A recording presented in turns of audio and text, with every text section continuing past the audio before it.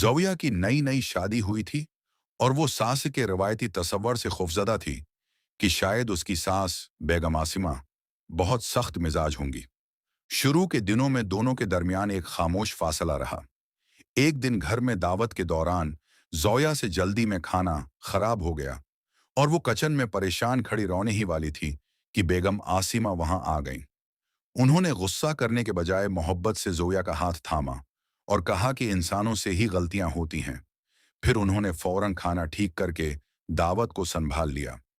उस दिन जोया को समझ आया कि सास का मतलब सिर्फ खामियां निकालना नहीं, बल्कि माँ की तरह रास्ता दिखाना और सहारा बनना होता है।